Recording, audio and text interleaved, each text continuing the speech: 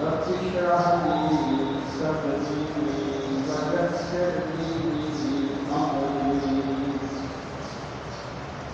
واحلل عقدة من لساني يفقهوا قولي اللهم أرنا الحق حقا وارزقنا اتباعه وأرنا الباطل باطلا وارزقنا اجتنابه اللهم أرنا الأشجار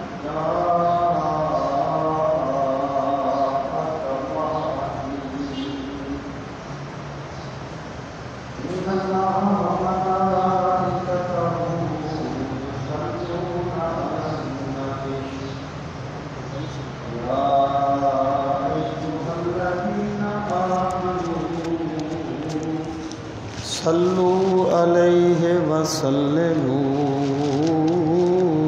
تسلیما اللہم صل وسلم علی سیدنا و مولانا محمد وعلی آل و اصحاب سیدنا و مولانا محمد وبارک وسلم وصلی علیہ الصلاۃ والسلام علیک یا رسول اللہ وعلی آلک واصحابک یا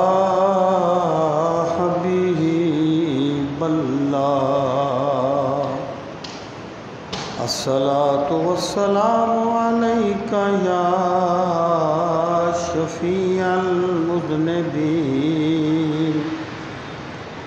وعلی آلک واصحابک یا رحمۃ للعالمین۔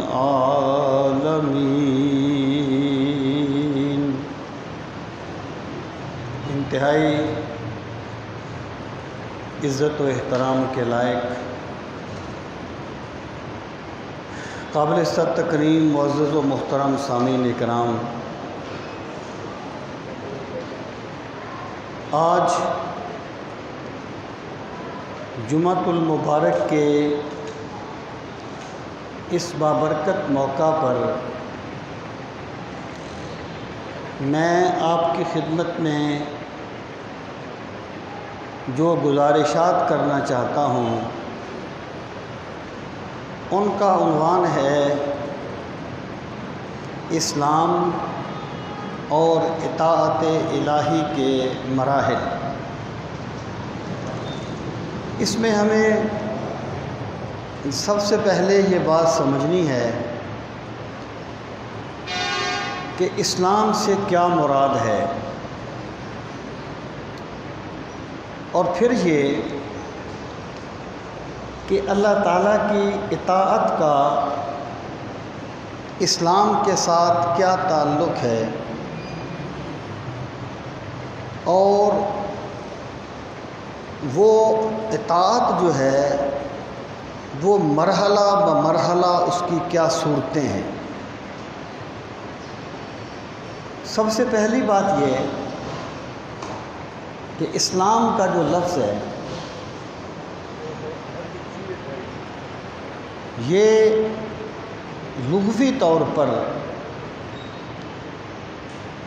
اسلام کا معنی ہوتا ہے گردن نہادن بطاعت، کہ کسی کا حکم مانتے ہوئے اپنی گردن جھکا دینا، سر تسلیم خم کر دینا، یہ اسلام کا لغوی معنی ہے۔ قرآن کریم میں حضرت ابراہیم علیہ الصلاۃ والسلام کے بارے میں فرمایا گیا کہ ما کان ابراہیم یہودی ولا نصرانی ولکن کان حنیفا مسلما، کہ حضرت ابراہیم علیہ الصلاۃ والسلام نہ یہودی تھے اور نہ نصرانی تھے، کیونکہ یہودیت بھی ایک خاندانی مذہب ہے اور نصرانیت بھی ایک خاندانی مذہب ہے۔ تو فرمایا وہ یہودی یا نصرانی نہیں تھے، ولیکن کان حنیفا، بلکہ وہ اللہ کی طرف جھکنے والے تھے۔ یہ جو جھکنا ہوتا ہے، یہ اگر جھکنا جو ہے وہ برائی کی طرف ہو تو اس کو جنفا کہتے ہیں، جنف۔ فمن خاف من موص جنفا او اسما، یعنی جنفن کا وہاں پر لفظ ہے کہ برائی کی طرف جھکنا، جنف۔ اور اگر جھکنا اچھائی کی طرف ہو تو اس کو حنف کہتے ہیں، حنیفہ اسی سے نکلا ہے کہ حضرت ابراہیم علیہ الصلاۃ والسلام یہودی یا عیسائی نہیں تھے، ولیکن کان حنیفا، بلکہ وہ حق کی طرف جھکنے والے تھے۔ جب بھی حق آتا وہ اس کی طرف جھک جاتے۔ اور پھر کہا مسلمہ، صرف جھکتے نہیں تھے، وہ اللہ کے حکم کے سامنے اپنا سر جھکا دیتے تھے۔ اللہ کے حکم کے سامنے سر تسلیم خم کر دیتے تھے۔ اب یہاں پر جو کہا گیا کہ حضرت ابراہیم یہودی یا عیسائی نہیں تھے بلکہ وہ مسلم تھے، تو یہاں مسلم کا جو لفظ ہے یہ اپنے لغوی معنی میں استعمال ہوا ہے، کیونکہ مسلمان تو اس کو کہتے ہیں کہ جو رسول کریم صلی اللہ علیہ وسلم کو اپنا نبی مانتے ہیں، سرکار کی اطاعت کرتے ہیں، اس کو کہتے ہیں اصطلاح میں تو مسلمان۔ تو یہاں پر مسلمان کا لفظ جو ہے یہ اپنے لغوی معنی میں استعمال ہوا ہے کہ حضرت ابراہیم اللہ کے حکم کے سامنے اپنا سر جھکا دینے والے تھے۔ اور ایک اور مقام پر فرمایا وَلَهُ أَسْلَمَ مَنْ فِي السَّمَاوَاتِ وَالْأَرْضِ، کہ زمین و آسمان میں جو کچھ بھی ہے سب کچھ اللہ کے سامنے جھکنے والا ہے۔ یہاں بھی اسلامہ کا لفظ اپنے لغوی معنی میں ہے، تو اسلام کا لغوی معنی ہے گردن نہادن بطاعت، کسی کا حکم مانتے ہوئے سر تسلیم خم کر دینا۔ اب دیکھیں، یہ جو اللہ کا حکم ماننا ہوتا ہے اس کی پھر دو صورتیں ہیں۔ ایک صورت یہ کہ بندہ اللہ کا حکم مجبوری سے مانتا ہے، بندہ نہیں کوئی بھی چیز اللہ کا حکم مانتی ہے لیکن اس کے پاس نہ ماننے کا اختیار نہیں ہے، بلکہ وہ مجبور ہے اس کو ماننے میں۔ وَلَهُ أَسْلَمَ مَنْ فِي السَّمَاوَاتِ وَالْأَرْضِ سے یہی مراد ہے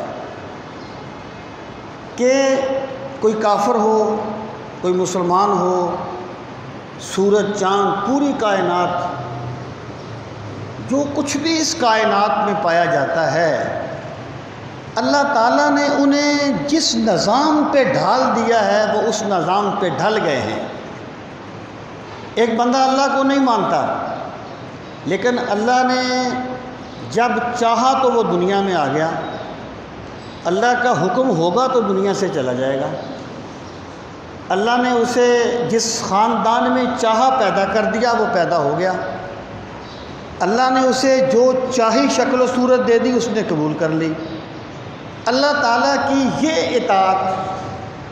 اطاعت اضطراری کہلاتی ہے، یہ کمال نہیں ہے، یہ کوئی کمال نہیں ہے۔ یہ کافر بھی اللہ کے سامنے جھکتا ہے، مومن بھی اللہ کے سامنے جھکتا ہے، اطاعت کرتے ہیں کافر بھی مومن بھی ان معاملات میں، جن کو اضطراری معاملات کہا جاتا ہے۔ اسلام یہ نہیں ہے۔ اطاعت کی دوسری صورت ہے اللہ کی اطاعت کرنا اختیاری طور پر کرنا، اللہ کی اطاعت کرنا اختیاری طور پر، یعنی اللہ نے ایک بندے کو اختیار دیا کہ تیرا جی چاہے تو سچ بول، جھوٹ بولنا چاہے تو جھوٹ بول، تجھے اختیار ہے۔ اب بندہ جو ہے وہ اللہ کا حکم مانتے ہوئے جھوٹ کو چھوڑ دے اور سچ کو اختیار کرے، کیونکہ اللہ مجھ سے یہی چاہتا ہے کہ میں سچ بولوں، تو یہ کمال ہوگا اس کا۔ جو بات بغیر اختیار کے مانی جائے وہ کوئی کمال نہیں ہے، اور یہاں بندے کے پاس اختیار ہو اور بندہ پھر اللہ کی بات مانے، اس کو کمال کہا جائے گا، اس کو کہا جائے گا کہ اس نے اللہ کی بندگی کی ہے اور اللہ کی اطاعت کی ہے۔ اب اسلام کیا ہے؟ اسلام یہ ہے کہ جن معاملات میں اللہ تعالیٰ نے بندے کو اختیار دیا ہے ان معاملات کی عملی شکل کیا ہوگی؟ دیکھیں نا، ویسے تو کوئی بھی مذہب ہے جو کم از کم آسمانی مذہب ہے، وہ اپنے خیال میں تو اللہ کی ہی عبادت کرتا ہے، اللہ کی ہی بات مانتا ہے، لیکن اللہ تعالیٰ کیا چاہتا ہے، اللہ تعالیٰ کس چیز کی اطاعت کس صورت میں چاہتا ہے، اطاعت الہی کی عملی شکل اللہ نے اسلام کی شکل میں نازل فرمائی ہے۔ اطاعت الہی کی عملی شکل اسلام کی شکل میں اللہ تعالیٰ نے نازل فرمائی ہے۔ اسلام یہ ہے کہ اللہ تعالیٰ کی اطاعت کرتے ہوئے رسول کریم صلی اللہ تعالیٰ علیہ وآلہ وسلم نے اللہ تعالیٰ کے جتنے احکامات ہم تک پہنچائے ہیں، بندہ ان کے سامنے سر تسلیم خم کر لے، اس کو اصطلاح میں اسلام کہا جاتا ہے۔ دیکھیں، ایک یہودی ہے، ایک نصرانی ہے، وہ بھی اپنے خیال میں تو اللہ کی اطاعت کرتے ہیں، اور تمام انبیاء کرام اللہ تعالیٰ کی اطاعت سکھانے کے لیے ہی آئے تھے۔ وَلَقَدْ بَعَثْنَا فِي كُلِّ أُمَّةٍ رَسُولًا أَنِ اعْبُدُوا اللَّهَ وَاجْتَنِبُوا الطَّاغُوتَ۔ ہم نے ہر امت میں رسول بھیجے، اور رسول بھیجنے کا مطلب کیا تھا؟ اے لوگو، اللہ کی عبادت کرو اور شیطان سے بچو۔ یعنی ہر نبی جو ہے وہ یوں کہیے کہ اسلام کا ہی مبلغ بن کے آیا تھا، لیکن ہم یہودی کو مسلمان نہیں کہیں گے، ہم عیسائی کو مسلمان نہیں کہیں گے، ہم کسی صابی کو مسلمان نہیں کہیں گے، کیونکہ اسلام یہ ہے کہ اللہ کی اطاعت کا جو طریقہ کار نبی کریم صلی اللہ تعالیٰ علیہ وآلہ وسلم نے دیا ہے، اس طریقہ کار کو اپنایا جائے، رسول کریم علیہ الصلاۃ والسلام کی ذات گرامی کو رہبر و رہنما بنایا جائے، پھر اللہ کی بندگی کی جائے، اسے شریعت میں اسلام کہا جاتا ہے۔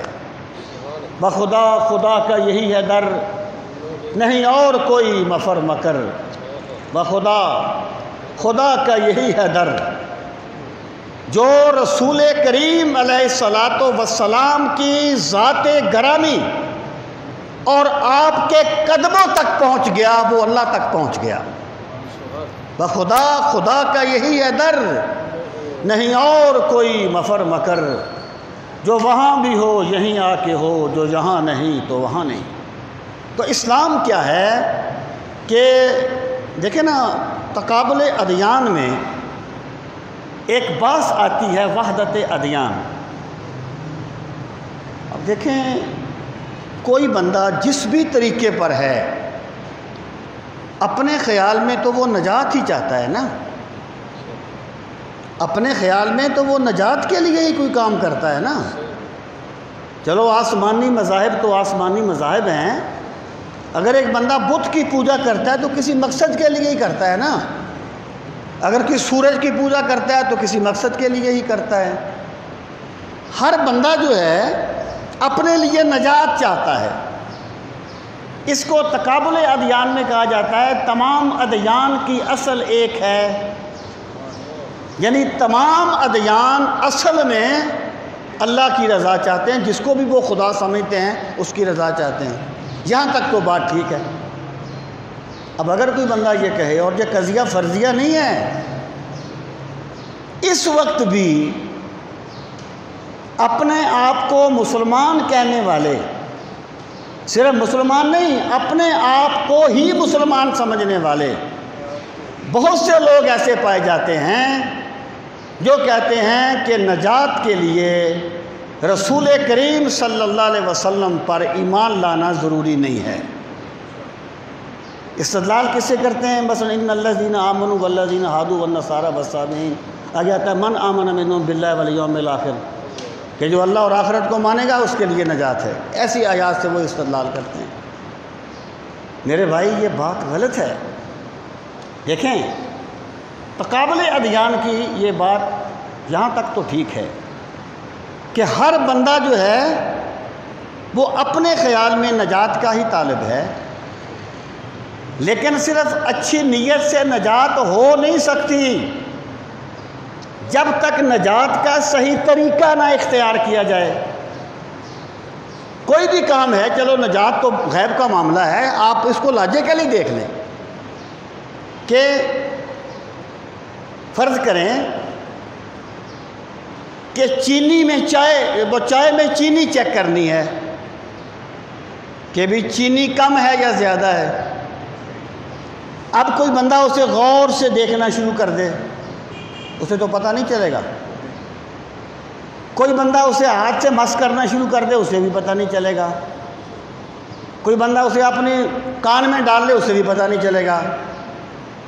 اللہ نے اپنے نظام میں کامیابی پانے کا کوئی طریقہ رکھا ہے۔ آپ کے کان سنتے ہیں، دیکھتے نہیں ہیں، آنکھیں دیکھتی ہیں، سنتی نہیں ہیں۔ اگر کوئی بندہ کہے کہ میں آنکھوں سے سنوں گا اور کانوں سے دیکھوں گا تو بیوقوف ہے، اللہ کے نظام سے بغاوت کر رہا ہے۔ اللہ کے نظام سے ہٹ کے کوئی کامیابی نہیں ہے۔ تو چائے میں چینی چیک کرنے کا ذریعہ کیا ہے؟ اسے زبان سے چکھو، ورنہ جتنی بھی محنت کر لو رائے گاں چلی جائے گی۔ اسی طریقے سے نجات پانے کا صرف ایک راستہ ہے، اور وہ ہے قل ان کنتم تحبون اللہ فاتبعونی یحببکم اللہ۔ یہودیوں کو کہا نا اسلام لے آؤ، انہوں نے کہا ہمیں کیا پڑی ہے ہم اسلام لائیں، ہم تو اللہ کے چہیتے ہیں، ہم تو اللہ کے لاڈلے ہیں، ہمیں کیا پڑی ہے ہم تمہاری غلامی کریں۔ اللہ پاک نے فرمایا میرے پیغمبر ان سے فرما دیں کہ اگر تم اللہ کی رضا چاہتے ہو، اگر تم یہ چاہتے ہو کہ تمہیں اللہ کی محبت ملے، تو اس کا صرف ایک طریقہ ہے، اور وہ طریقہ یہ ہے فاتبعونی، جو کچھ میں کرتا ہوں وہ کرتے جاؤ۔ اس کے سوا تمہیں خدا کی محبت نہیں ملے گی۔ خدا اس کا نہیں ہوتا، خدا کا وہ نہیں ہوتا جسے ہونا نہیں آتا تمہارا یا رسول اللہ۔ تو یہ جو نظریہ ہے کہ نجات کے لیے صرف ایمان باللہ اور ایمان آخرت کافی ہے، اور رسول کریم علیہ الصلوۃ والسلام پر ایمان لانا ضروری نہیں ہے، یہ ٹوٹلی طور پر اینٹی اسلام نظریہ ہے، اینٹی قرآن نظریہ ہے، جس کا کوئی تعلق نہ قرآن کے ساتھ ہے نہ سنت کے ساتھ ہے۔ اب دیکھیں اللہ تعالیٰ نے قرآن مجید میں ارشاد فرمایا من یبتغ غیر الاسلام دینا فلن یقبل منہ، کہ جو بھی بندہ اسلام کے سوا کوئی دین چاہے گا، یہاں اسلام اپنے شرعی معنی میں ہے، ان الدین عند اللہ الاسلام، شرعی معنی میں ہے کہ جو بھی بندہ اسلام کے سوا کوئی دین چاہے گا فلن یقبل منہ، قبول نہیں کیا جائے گا، قبول نہیں کیا جائے گا۔ مطلب کیا ہے کہ اللہ عبادت اس کی قبول کرتا ہے جو پہلے مصطفیٰ کریم کی غلامی کا پٹا اپنے گلے میں ڈال لیتا ہے۔ اور پھر دیکھیں قرآن کریم میں کتنی آیات میں فرمایا گیا آمنوا باللہ ورسولہ، اللہ پر ایمان لاؤ اور اللہ کے رسول پر ایمان لاؤ۔ اگر رسول کریم علیہ الصلوۃ والسلام پر استغفر اللہ ایمان لانا ضروری ہی نہیں تھا تو پھر اس فرمان کا مطلب کیا تھا؟ اور رسول کریم صلی اللہ تعالیٰ علیہ وآلہ وسلم نے فرمایا کہ لو کان موسیٰ حیا، حیات انبیاء ایک اور معاملہ ہے، وہ برزخی معاملہ ہے، یہاں پر مراد ہے اگر حضرت موسیٰ بھی اس دنیا میں موجود ہوتے ما وسعہ الا اتباعی، تو میری پیروی کے بغیر ان کی بھی نجات نہ ہوتی۔ اسلامی تعلیمات کے مطابق رسول کریم صلی اللہ تعالیٰ علیہ وآلہ وسلم کے بغیر کی اطاعت کے بغیر، فرما برداری کے بغیر اللہ کی رضا پانے کا کوئی راستہ نہیں ہے۔ اللہ نے سب راستے بند کر دیے ہیں کہ جس نے بھی مجھ تک آنا ہے وہ میرے مصطفیٰ کریم کے صدقے سے آئے گا۔ سامعین محترم، یہ میں عرض کر رہا تھا اسلام کا شرعی معنی، کہ اسلام کا شرعی معنی یہ ہے کہ رسول کریم صلی اللہ تعالیٰ علیہ وآلہ وسلم نے انسان کو، بندوں کو اللہ کی اطاعت کے جو احکامات دیے ہیں، بندہ رسول کریم علیہ الصلوۃ والسلام کی ہر بات کو مانے، اس طریقے سے اللہ کی اطاعت کرے، فرما برداری کرے، اسے شریعت میں اسلام کہا جاتا ہے۔ اب سامعین محترم، اب آگے آ جائیں کہ اسلام کیا ہے؟ اللہ کی اطاعت، اللہ کی فرما برداری۔ مراد یہ ہے کہ جس بندے نے اسلام قبول کیا تو اس نے صرف کوئی 6 لفظ پڑھنے کی فارمیلٹی ادا نہیں کی کہ اس نے 6 لفظ پڑھ لیے ہیں لا الہ الا اللہ محمد رسول اللہ، اس کے بعد وہ آزاد ہے۔ اسلام قبول کرنے کا مطلب یہ ہے کہ بندے نے اپنے آپ کو بیچ دیا ہے اللہ کے ہاتھ پر اور رسول امین کے ہاتھ پر صلی اللہ علیہ وسلم۔ جس نے اسلام قبول کیا اس نے گویا اللہ سے یہ وعدہ کیا کہ پروردگار اب میں حکم اپنی خواہش کا نہیں مانوں گا، تیرا مانوں گا۔ اب میرے وجود پہ میری مرضی نہیں چلے گی، تیری رضا چلے گی۔ اب میری منشا کا سودا نہیں ہوگا، میرے مالک تیری رضا کا حکم میرا بادشاہ بن جائے گا۔ ان اللہ اشتری من المؤمنین انفسہم واموالہم بان لہم الجنہ، اللہ نے ایمان والوں سے خرید لیا ہے، اللہ نے خرید لیا ایمان والوں کی جان کو اور ان کے مالوں کو، بان لہم الجنہ، اس بدلے میں کہ اللہ انہیں جنت عطا فرمائے گا۔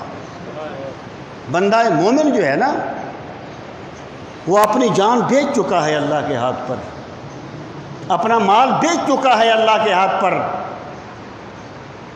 اسلام قبول کرنے کا مطلب یہ ہے لا الہ الا اللہ کہ پروردگار عالم میرے وجود پہ تیرا حکم چلے گا، تیری مرضی چلے گی، تیرا منشا نافذ ہوگا، اور محمد الرسول اللہ پروردگار میں طریقے اپنی مرضی سے نہیں بناؤں گا، جو تیرے نبی نے بتائے ہیں ان طریقوں کو اختیار کروں گا۔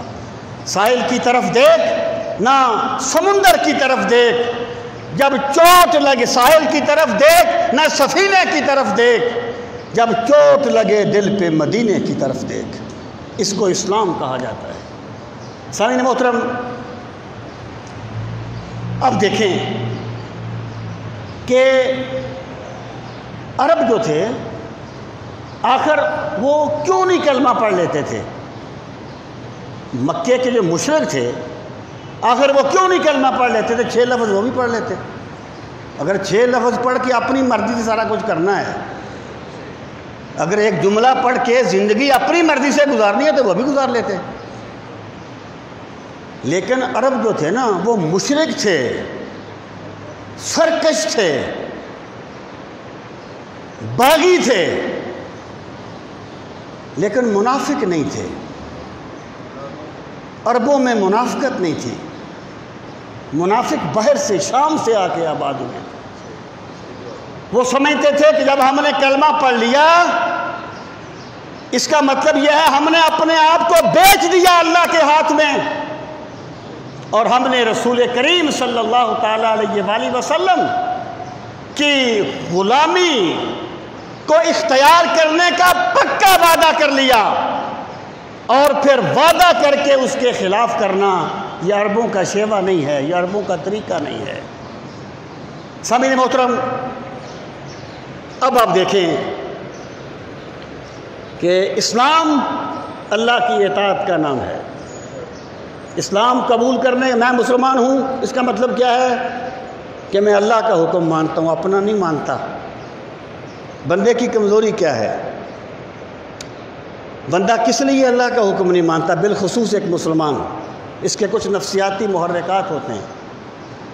یا تو یہ کہ ایک بندہ اللہ کا حکم تو ماننا چاہتا ہے لیکن اس کی خواہش اس کے راستے میں آ جاتی ہے، کبھی اس کا مفاد اس کے راستے میں آ جاتا ہے، کبھی اس کے رسم و رواج اس کے راستے میں آ جاتے ہیں، کبھی اس کی برادری اس کے راستے میں آ جاتی ہے۔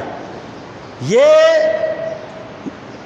موانع ہوتے ہیں اطاعت الہی کے، اور ایک مسلمان گویا اللہ سے یہ وعدہ کرتا ہے کہ پروردگار میں بک گیا تیرے ہاتھ پر، میں نے اپنے آپ کو بیچ دیا سرکار مدینہ کے قدموں میں، اب پورا جہان روٹھتا ہے تو روٹھ جائے، لیکن میں نہ تیرے حکم کی مخالفت کروں گا نہ تیرے پاک نبی کے حکم کی مخالفت کروں گا۔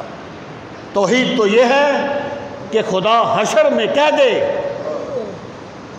توحید تو یہ ہے کہ خدا حشر میں کہہ دے یہ بندہ دو عالم سے خفا میرے لیے تھا۔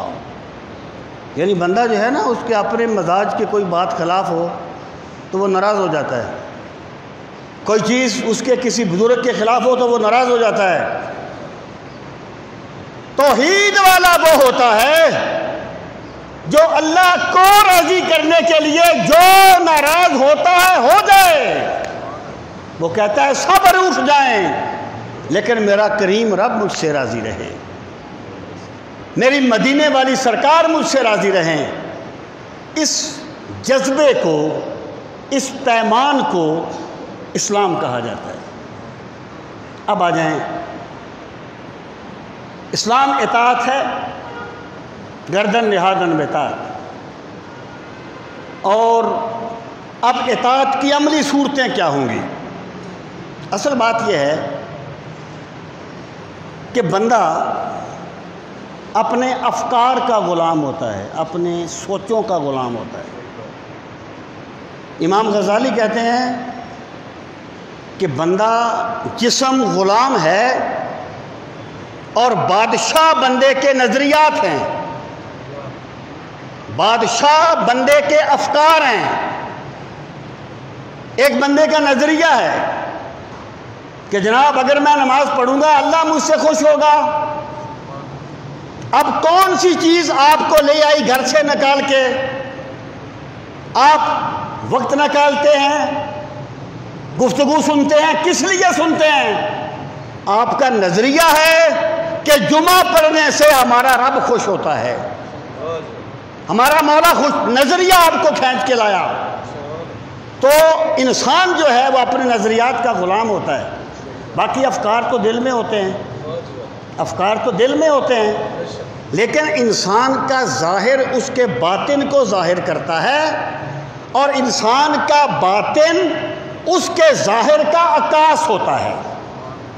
سامعین محترم، اب جو اللہ تعالیٰ کی اطاعت ہے، جس کا نام اسلام ہے، جس کو اسلام کہا جاتا ہے، میں آپ سے یہ بات کہتا رہتا ہوں کہ اقبال نے کہا تھا کہ وائے ناکامی متاع کارواں جاتا رہا، وائے ناکامی متاع کارواں جاتا رہا، کارواں کے دل سے احساس زیاں جاتا رہا. قافلہ لٹ جائے نا، اور لٹنے والوں کو احساس ہو کہ ہم لٹ گئے ہیں، تو وہ کوشش کرتے ہیں دوبارہ قافلہ تیار کرنے کی. اگر لٹنے والا یہ سمجھے کہ سب کچھ میرے پاس ہے، اس کے سنورنے کی کوئی صورت نہیں ہے. واصف علی واصف نے کہا تھا، اس اندھے کو راستہ کون دکھائے گا جو قدم قدم پہ ٹھوکر تو کھاتا ہے لیکن اپنے آپ کو نابینا ماننے کے لیے تیار نہیں ہے. سامعین محترم، وہ امام کشاری نے کہا کہ لیلا کے خیمے تو اب بھی باقی ہیں، 7ویں 8ویں صدی کے صوفی ہیں، کہ لیلا کے خیمے تو اب بھی باقی ہیں، اور کہیں کہیں سے دھواں اٹھتا بھی نظر آتا ہے، لیکن لیلا کا چہرہ نظر نہیں آتا. پھر ابن عربی صوفی آئے، کوئی 10ویں 11ویں صدی ہجری کے لگ بھگ. انہوں نے کہا کشاری کے دور میں لیلا کے خیمے تو باقی تھے، اب تو لیلا کے خیمے بھی باقی نہیں رہے. اور ہمارے دور کا حال یہ ہے کہ لیلا بھی نہیں، لیلا کے خیمے بھی نہیں، اور خیمے جانے کا احساس بھی نہیں. سامعین محترم، یہ جو یہود والی خوش فہمیاں ہیں نا، یہود والی خوش فہمیاں، یہ ایک افیون کی طرح بندے کو بے عمل کرتی ہیں. افیون کی طرح قوائے عمل کو مزمحل کر دیتی ہے، اور بندہ مومن خوش فہمیوں سے بچتا ہے، حقائق کا سامنا کرتا ہے. اسلام اللہ کی اطاعت ہے. اب ایک بات کو کلیئر کرنے کے لیے، یہ میری اپنی تقسیم ہے، صرف میں بات کو واضح کرنے کے لیے اس کو کرتا ہوں. اس کے 3 دائرے ہیں. اسلام اللہ کی اطاعت کا نام ہے. اطاعت کیسے ہوگی؟ اس کی عملی صورت کیا ہوگی؟ بندہ تو نہیں جان سکتا کہ اللہ میرا کیا چاہتا ہے. اللہ تعالیٰ مجھے کس چیز کا حکم دیتا ہے، بندہ تو نہیں جان سکتا. اس کا پتہ چلے گا در نبوت سے. زندگی کے مسائل در نبوت سے سمجھ آتے ہیں، مقاصد زندگی. اب اطاعت کے 3 دائرے ہیں. پہلا دائرہ عبادات، دوسرا دائرہ معاملات، اور تیسرا دائرہ ذوقیات. یہ 3 دائرے ہیں جس میں بندہ اپنے ایمان کو پرکھ سکتا ہے، اور جن میں اطاعت مطلوب ہے، مقصود ہے. پہلا دائرہ ہے عبادات. عبادات کیا ہیں؟ کہ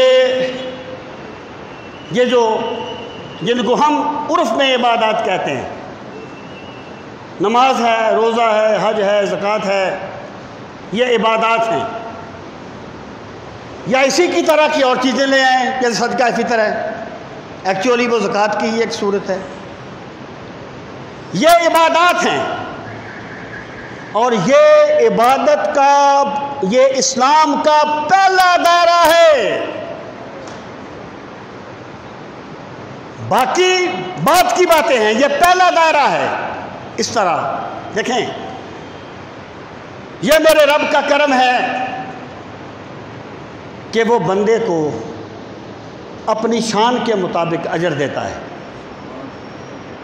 یہ جو عبادات ہیں نا، یہ ایسے ہی ہیں جیسے کسی ادارے کی کوئی یونیفارم ہوتی ہے۔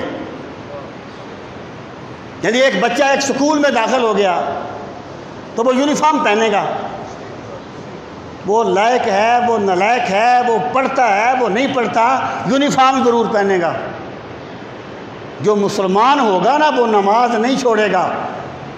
اخلاص ہے یا نہیں، للہیت ہے یا نہیں، اور کیفیات ہیں یا نہیں، یہ الگ بات ہے۔ یہ نہیں ہو سکتا کہ مسلمان ہو اور نماز نہ پڑھتا ہو، کیونکہ یہ اسلام کا تشخص ہے، یہ اسلام کی علامت ہے۔ یہ عبادات اربع، 4 عبادات، یہ اسلام کا پہلا دائرہ ہے، اور یہ اسلام کا تشخص ہے کہ ان کو دیکھ کر ایک بندے کو سمجھا جا سکتا ہے کہ وہ مسلمان ہے یا مسلمان نہیں ہے۔ اور میں یہ بات کوئی قانونی دائرے میں نہیں کر رہا، قانونی دائرے میں نہیں۔ اس سے میری مراد یہ ہے کہ اگر ایک بندہ نماز نہیں پڑھتا، ہم اس پر کافر کا حکم نہیں لگائیں گے۔ ہم یہ نہیں کہیں گے کہ وہ کافر ہو گیا ہے، اس نے کافروں والا کام کیا ہے، اس نے یہ کافرانہ کام کیا ہے۔ من ترک الصلاۃ متعمدا فقد کفر، جس نے جان بوجھ کے نماز چھوڑی اس نے کفر کیا۔ مطلب کیا ہے؟ اس نے کافروں والا کام کیا، لیکن قانون میں ہم اسے کافر نہیں کہہ سکتے۔ نماز کا انکار کفر ہے، نماز کی تحقیر کفر ہے، نماز کا تمسخر کفر ہے، لیکن نماز نہ پڑھنا کفر نہیں ہے، فسق ہے، فاسق ہے نماز نہ پڑھنے والا۔ لیکن سامعین محترم، یہ وہ ایک صاحب تھے جو پہلے عیسائی تھے اور پھر وہ مسلمان ہوئے، اور وہ بیسیکلی سائنسدان تھے، اور وہ قرآن کریم کے سائنسی اشارات کو پڑھ کے مسلمان ہوئے تھے۔ انہوں نے کہا یہ باتیں اس دور میں انسانی سوچ نہیں کر سکتی، جس ذات نے اس دور میں یہ باتیں کی ہیں نا، اس پہ اللہ نے وہ باتیں نازل کی ہیں، وہ اللہ کے پیغمبر ہیں۔ وہ مسلمان ہوئے، پھر انہوں نے کتاب لکھی سرنڈر ٹو اسلام، اس کا ترجمہ چھپا سر تسلیم خم ہے۔ جو بات میں آپ کو بتانا چاہتا، اس میں وہ کہتے ہیں میں وہ بندہ تھا کہ جو رات کو 12-1 بجے سونا، 2 بجے سونا، اور دن کو 10-11 بجے جاگنا، 12 بجے جاگنا۔ جب میں نے اسلام قبول کیا تو میرے لیے سب سے مشکل کام یہ تھا کہ میں فجر کی نماز کیسے پڑھوں، اور پھر میں سوچتا تھا کہ جب میں مسلمان ہوں تو میں نماز چھوڑ کیسے سکتا ہوں؟ یہ کیسے ہو سکتا ہے کہ میں مسلمان کہوں اپنے آپ کو اور نماز نہ پڑھوں؟ یہ ہے وہ سوچ جو ایک مسلمان کی سوچ ہوتی ہے۔ اور پھر اس بندے کی وہ میں آپ کو بتا دوں، وہ کہتا ہے میں نے سوچا کہ یار یہ تو ہو نہیں سکتا کہ میں مسلمان بھی ہوں اور میں نماز بھی نہ پڑھوں۔ پھر وہ کہتا ہے میں نے 3 گھڑیاں لیں الارم والی۔ دیکھیں، جس بندے کو اپنی کمی کا احساس ہو جائے وہ سمجھے کہ میرا رب مجھ سے راضی ہو گیا ہے۔ ایک بندہ اگر نماز نہیں پڑھتا، اس کو احساس ہی نہیں ہے کہ میں نہیں پڑھتا، اس کے شیڈول میں ہی نہیں ہے کہ میں نے فجر کی نماز پڑھنی ہے، وہ کیسے سنبھلے گا؟ جس بندے کو اپنی غلطی کا احساس ہی نہیں ہوگا، اصلاح کیسے کرے گا؟ میرا رب جس بندے سے راضی ہوتا ہے اسے اپنی غلطی کا احساس نصیب فرما دیتا ہے۔ یا ایھا الذین آمنوا ان تتقوا اللہ یجعل لکم فرقانا، اے ایمان والو، جب تم تقوی کا راستہ اختیار کرو گے تو اللہ تمہیں نعمت فرقان نصیب فرمائے گا۔ یہ نعمت فرقان کیا ہے؟ کہ بندے کو اللہ نیکی سے محبت دے دیتا ہے اور بدی سے نفرت دے دیتا ہے۔ یہ میرے رب کا ایک ضابطہ ہے۔ تو اس نے کہا میں نے 3 گھڑیاں لی الارم والی، اور فرض کریں 4 بجے جماعت ہے، میں مثال دے رہا ہوں، 4 بجے جماعت ہے، تو کہتا ہے میں پہلا الارم 3:30 بجے کا لگاتا، یا 3:15 بجے کا لگاتا، اور اسے بالکل اپنے پاس رکھتا۔ جب وہ اور دوسرا الارم 15 منٹ بعد لگاتا، اسے ذرا فاصلے پر رکھتا جسے مجھے اٹھ کے بند کرنا پڑتا، اور تیسرا الارم اس سے 10 منٹ بعد لگاتا جو میں واش روم کے دروازے کے پاس رکھتا۔ کہتے جب پہلا الارم بولتا تو میں اسے ہاتھ مار کے بند کرتا اور پھر سو جاتا، اور جب دوسرا الارم بولتا میں اٹھ کے اسے بند کرتا اور آ کے پھر سو جاتا، لیکن میری نیند تو ڈسٹرب ہو گئی تھی نا۔ اب جب تیسرا الارم بولتا میں اٹھ کھڑا ہوتا، میں کہتا اب واش روم کے دروازے تک تو آ گیا ہوں، نماز پڑھ لیتے ہیں، نماز پڑھتے ہیں۔ اس کو کہتے ہیں مجاہدہ کرنا۔ والذین جاہدوا فینا لنہدینہم سبلنا۔ جو بندے ہمیں پانے کے لیے مجاہدہ کرتے ہیں، ہم اپنے قرب کے راستے ان پر کشادہ فرما دیتے ہیں۔ بندے کو احساس تو ہو کہ مجھ میں کمی ہے۔ اگر ایک بندے کو پر حرام کی حوث سوار ہے تو اس کو احساس تو ہو کہ میں غلط کر رہا ہوں۔ جب وہ احساس کرے گا اور پھر اللہ سے اس کو مانگے گا کہ پروردگار مجھے اس سے نجات دے، تو خدا اس کی مدد فرمائے گا۔ شرط یہ ہے کہ بندے کو احساس تو ہو۔ تو میں یہ کہنا چاہتا ہوں، یہ نماز، یہ روزہ، یہ زکوٰۃ، یہ حج، یہ صدقہ فطر، یہ قربانی جن پر واجب ہو، یہ تمام چیزیں اسلام کا پہلا قدم ہے، اسلام کا پہلا دائرہ ہے، اسلام کا تشخص ہے۔ جیسے ایک یونیفارم بتاتی ہے کسی محکمے کی کہ یہ بندہ فلاں محکمے کا ملازم ہے، تو بندے کی نماز، روزہ، حج، زکوٰۃ بتاتا ہے کہ یہ مسلمان ہے۔ اور یہ جو چیزیں ہیں یہ ایسے ہی ہیں جیسے ایک ملازم اپنی ڈیوٹی کرتا ہے، جا کے اس پر لازم ہے کہ وہ ڈیوٹی کرے، اس پر لازم ہے کہ یہ ان عبادات کو ادا کرے۔ سامعین محترم،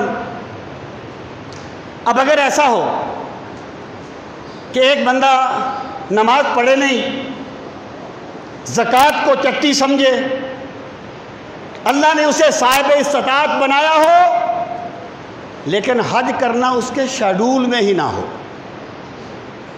یعنی کتنے بندے ہوتے ہیں جن پہ حج فرض ہوتا ہے، یہ کوئی رکاوٹ ہو تو وہ الگ بات ہے، جیسے آج کل ہے کورونا کی وجہ سے یا قرعہ اندازی ہوتی ہے، وہ ایک الگ معاملہ ہے۔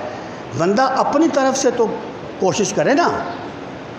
یہ جو حج ہے، سیدنا فاروق اعظم فرمایا کرتے تھے کہ جو بندہ استطاعت کے باوجود حج نہیں کرتا، میرا جی چاہتا ہے میں اس پہ جزیہ لازم کر دوں، وہ مسلمان نہیں ہے۔ اور سرکار نے فرمایا جو بندہ صاحب استطاعت ہے لیکن حج نہیں کرتا تو مجھے پرواہ نہیں ہے وہ یہودی ہو کے مرتا ہے یا عیسائی ہو کے مرتا ہے۔ یہ جو دائرہ ہے یہ عبادات کا دائرہ ہے۔ یہاں چیک کیا جاتا ہے کہ ایک بندہ اللہ کی بندگی کا جو دعویٰ کرتا ہے اس پہ عمل کتنا کرتا ہے، اس پہ عمل کتنا کرتا ہے۔ ایک بندہ جو ہے، دیکھیں نا، میں مثال دیا کرتا ہوں، ایک بندہ ایک بندے کو کہتا ہے کہ یار آپ بڑے اچھے ہیں، آپ بڑے سخی ہیں، آپ بڑے عظیم انسان ہیں، وہ اس کے ہاتھ بھی چومتا ہے، اس کے پاؤں بھی چومتا ہے، اس کی تعریفیں بھی بڑی کرتا ہے، لیکن وہ بندہ کہتا ہے کہ یہ راستے میں ایک پتھر پڑا ہوا ہے، گزرنے والوں کو تکلیف ہوتی ہے، اور ذرا پتھر کو ہٹائیں۔ وہ کہتا ہے آپ بڑے اچھے ہیں، لیکن پتھر کو اٹھاؤں گا تو میرے ہاتھ خراب ہو جائیں گے، پتھر کو میں نہیں اٹھا سکتا، مجھے بتاؤ وہ اس کی تعریفوں کو کیا کرے گا؟ یہ جھوٹی تعریفوں پہ کم ظرف لوگ خوش ہوتے ہیں، جنہیں اللہ نے عظمت دی ہے وہ کام سے خوش ہوتے ہیں، جھوٹی تعریفوں سے خوش نہیں ہوتے۔ تو یہ جو عبادات اربع ہیں، زکوٰۃ ہے، اب اللہ نے بندے کو مال دیا، اسے صاحب زکوٰۃ، صاحب نصاب بنا دیا، اب وہ جناب زکوٰۃ کے لیے چکر بازیاں کرتا رہتا ہے، ہیلے بہانے کرتا رہتا ہے، تو گویا اس نے جو اللہ کی اطاعت کا وعدہ کیا تھا نا اسلام قبول کرتے ہوئے، اس نے اس کی طرف پہلا قدم بھی نہیں اٹھایا، وہ اس کی طرف چلا ہی نہیں۔ جس نے عبادات کو اختیار نہیں کیا، عبادات کی حقیقت اور ہے، وہ صوفیہ کہتے ہیں، کسی نے کہا کہ بھئی نماز میں جی نہیں لگتا، پڑھوں یا نہ پڑھوں، جیسے ہماری نمازیں ہوتی ہیں، غفلت کا منبع، اللہ تعالیٰ ہمیں معاف فرمائے، میں عام لوگوں کی بات کر رہا ہوں، اپنے عام لوگوں کی بات کر رہا ہوں، وہ کیا کرے؟ اس نے کہا بابا اللہ کے حضور حاضری لگتی رہنی چاہیے کہ میرا بندہ آیا تھا، باقی معاملے بعد کے معاملے ہیں۔ تو یہ جو چیزیں ہیں نا، یہ حاضری ہے اللہ کے حضور۔ ایک ملازم ہے، وہ دفتر میں جاتا ہی نہیں، ایک ملازم ہے دفتر میں تو جاتا ہے، کام نہیں کرتا، ڈیوٹی ادا نہیں کرتا، ایک دفتر میں جاتا ہی نہیں، تو جو دفتر میں جاتا ہے بھلا سے کام نہیں کرتا، اس سے تو کم مجرم ہے نا جو جاتا ہی نہیں۔ تو بھائی یہ چار چیزیں دراصل اللہ کے حضور حاضری لگانے کا نام ہے کہ مولا تیرا حکم آ گیا، میرا سر تیری بارگاہ میں جھک گیا، میں نے تیرا حکم مانتے ہوئے زکوٰۃ دے دی، میں نے تیرا حکم مانتے ہوئے حج کر لیا، میں نے تیرا حکم مانتے ہوئے روزہ رکھ لیا۔ یہ چار چیزیں عبادات، چار عبادات اطاعت الہی کا پہلا قدم ہے۔ ہوتا کیا ہے؟ اللہ تعالیٰ نے قرآن مجید میں ایک آیت ارشاد فرمائی، وَمِنْهُمْ مَنْ عَاهَدَ اللَّهَ لَئِنْ آتَانَا مِنْ فَضْلِهِ لَنَصَّدَّقَنَّ وَلَنَكُونَنَّ مِنَ الصَّالِحِينَ فَلَمَّا آتَاهُمْ مِنْ فَضْلِهِ بَخِلُوا بِهِ وَتَوَلَّوْا وَهُمْ مُعْرِضُونَ کہ لوگوں میں سے کوئی بندہ ایسا ہے جب وہ غریب ہوتا ہے کہتا ہے یا اللہ مجھے مال دے، میں صدقہ کروں گا، میں نیک کام کروں گا، تیری راہ میں خرچ کروں گا۔ جب اللہ اسے عطا فرما دیتا ہے پھر وہ بخیل بن جاتا ہے، پھر وہ دیتا نہیں۔ یہ جو آیہ کریمہ ہے یہ ایک منافق تھا، اس کا نام تھا ثعلبہ، اس کے بارے میں نازل ہوئی تھی۔ یعنی اکثر لوگ جب شہروں میں آتے ہیں تو تن کے کپڑے لے کے آتے ہیں،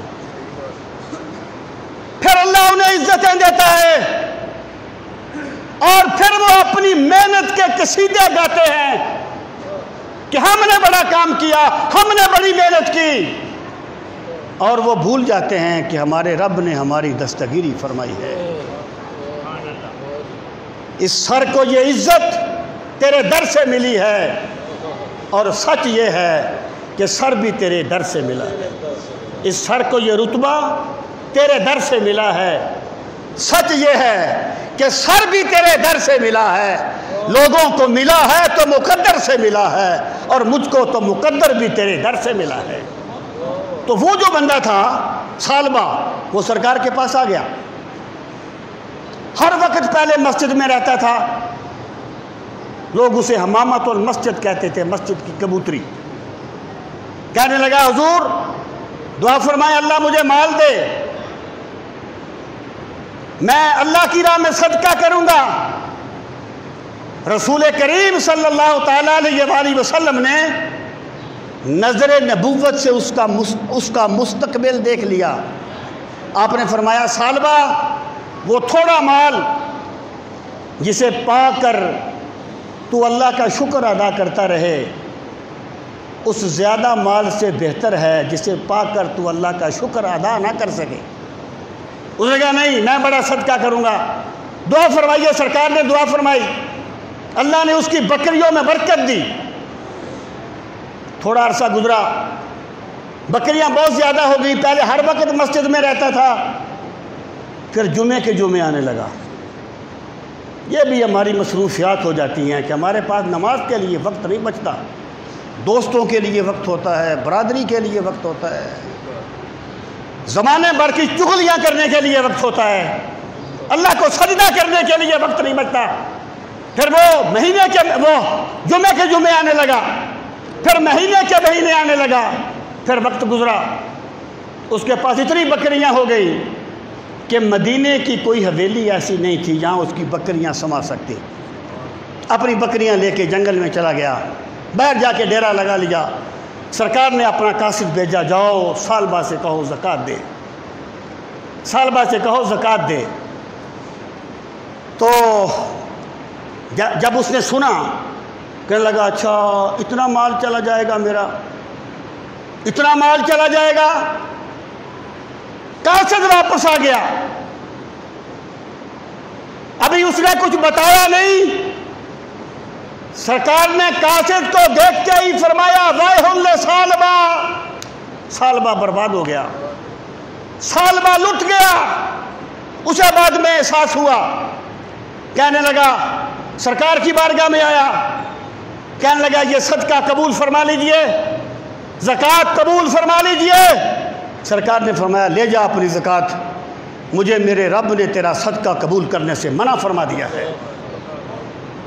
بھائی جب وہ وقت آ جائے کہ صدقہ قبول کرنے کا وقت نہ رہے، اس وقت سب کر دیتے ہیں، اس وقت کرنے کا فائدہ کوئی نہیں ہوتا. یہ زکوٰۃ دینا اور چٹی سمجھ کے نہیں، ہیلے بہانے کر کے ترخانہ بندہ مومن کی شان نہیں ہے. بندہ مومن رب کے نام پہ دیتا ہے اور شکر بھی ادا کرتا ہے کہ مالک تو نے مجھے دینے والا بنایا ہے، لینے والا نہیں بنایا. جس بندے کو اللہ نے زکوٰۃ یا نماز کے سجدوں کا ذوق دے دیا، روزوں کی عبادت دے دی، حج کی توفیق دے دی، انفاق فی سبیل اللہ کے جذبے دے دیے، عبادات ادا کرنے کی توفیق دے دی، وہ بندہ اللہ کا شکر کرے کہ میرے رب نے مجھے اسلام کی پہلی منزل تک پہنچا دیا ہے، میرا پہلا قدم اسلام کی طرف اٹھ گیا ہے. اس کے بعد اگلے مراحل ہیں وہ انشاءاللہ میں اگلے مرتبہ عرض کروں گا. اللہ تعالی ہم سب کو اس